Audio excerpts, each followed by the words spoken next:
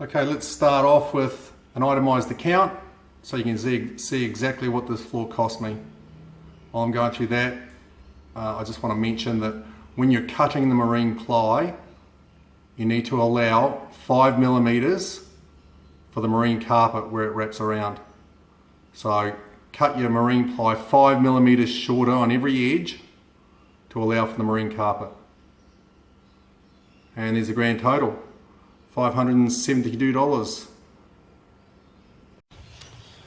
Here's my Quintrex 400 dart, 4 meters long. I bought it about 4 months ago, paid $3,200 for it. The motors had about $400 spent just on a service and a new prop. Good compression, 30 horse Merc, does 50 kilometers an hour in the water, about 43 knots, something like that. So we're going to chuck a floor in it. Here's the frame for the floor that I've made up. I made it up out of 25 by 25 aluminium tubing, square aluminium tubing, and I've got some nylon connectors that I got from Bunnings. Everything I bought was pretty much from Bunnings. So I've got 5-way nylon connectors on both ends and 4-way connectors for the middle supports. I've screwed the supports into the ribs of the boat using stainless steel screws, and also on both ends. I actually riveted one as well, but I'll show you a close-up of that in a minute. Okay, so this is starting from the back of the boat going to the front. There we go, I've riveted in and put an angle on the box aluminium so that it sits nicely on the rib of the boat.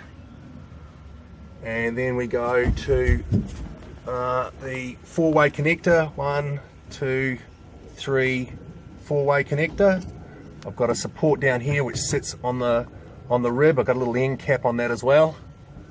Okay, over to the other side, where again I've got it on an angle, sitting on the rib, and I've pot riveted that end in. I've also got this bit of board I made up, which will fit under here, like so, just to stop the stuff in the compartment from sliding back. Alright, so we'll go to the second rib. Because the second rib was a bit higher, at this point I've screwed the rest of them in using stainless steel screws, but again, same principle as the first support I've got. This is a 5-way connector, so 1, 2, 3, 4, 5-way connector, again with a piece of plastic capping on the bottom, sits on the rib.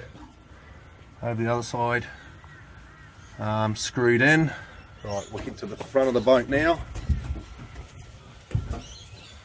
So the front is pretty much the same as the back. Stainless steel screw, 5-way connector, and to the back. So the back was a little tricky because it's under the seat. So I actually put in these couple of support brackets, but I was able to actually get a screw there in on the angle into the rib of the boat to hold it as well. There's a 5-way connector. That's the other side, and again I've got another piece of board which will fit. Actually goes on the other side.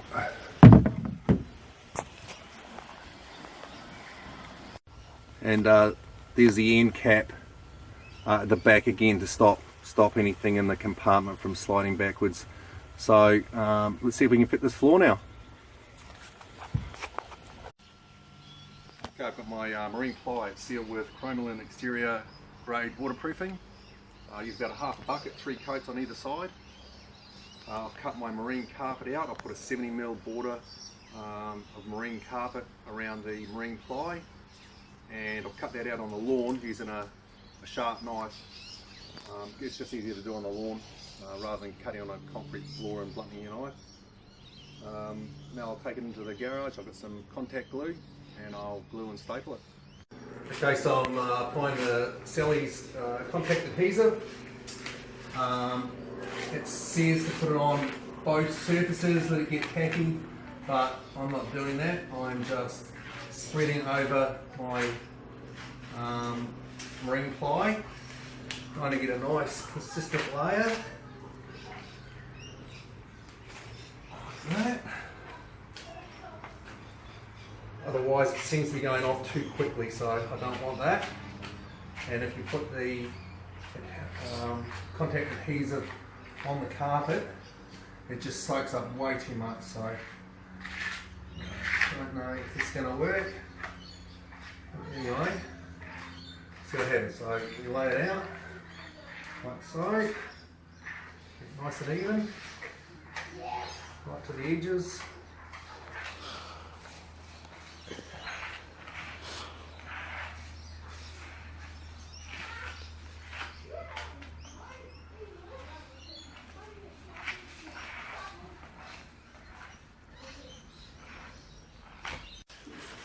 So I've applied the contact adhesive and I've drawn where it's going to go on the carpet. Now I lay it down on the carpet following there we go.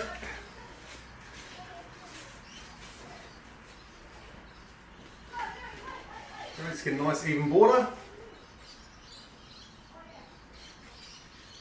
Okay, I've got my contact adhesive on the other side. Now I've just spread a thin layer for the 70mm border that goes onto the bottom of the board, make sure you get your board up the right way. Now it's just simply a matter of fold it over. Staple it. See, I've drawn a little line so I know where to go. And then just roughly staple it. Get it as tight as you can.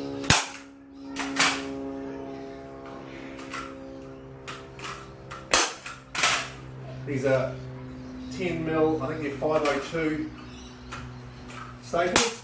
I was going to go 8mm, but I'm pleased I went with the 10mm.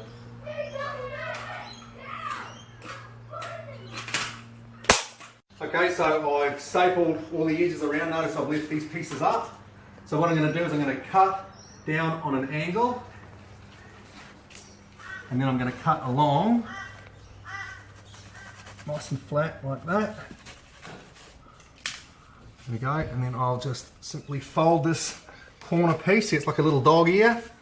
I'll fold this corner piece up, staple it down, so we'll get a nice, neat finish, and then just staple along the join.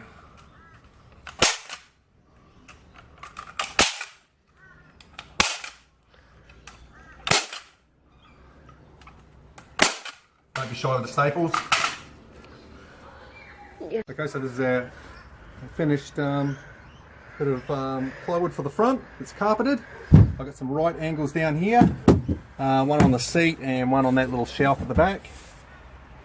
And hopefully this should fit in, if I've done my measurements correctly, nice and neatly. Yes. There we go. Perfect. Okay, here it is, finished floor.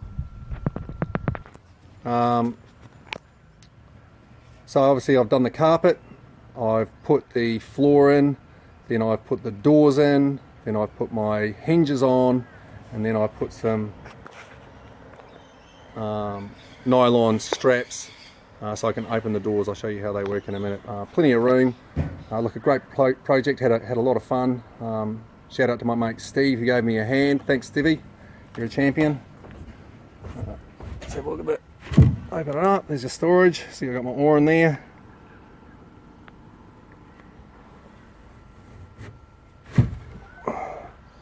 Other side. I haven't screwed it in, it sits flush, so there's not really a great deal of movement.